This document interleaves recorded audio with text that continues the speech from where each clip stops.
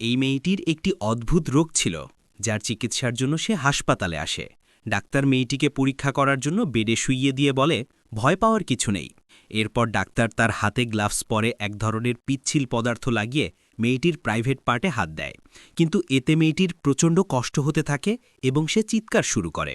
কিছুক্ষণ পর মেয়েটির সাথে সাথে ডাক্তারও ভয়ে চিৎকার করতে শুরু করে, যা দেখে মেয়েটি অবাক হয়ে যায়। ডাক্তারের মনে হচ্ছিল যেন কেউ ভেতর থেকে তার আঙ্গুলগুলো চিবিয়ে খাচ্ছে। সে অনেক চেষ্টা করেও তার হাত বের করতে পারছিল না। হঠাৎ মেয়েটি এক ঝটকায় ডাক্তারের থেকে দূরে ছিটকে পড়ে এবং দেখে যে ডাক্তারের হাতের সবগুলো আঙ্গুল কেটে মাটিতে পড়ে আছে।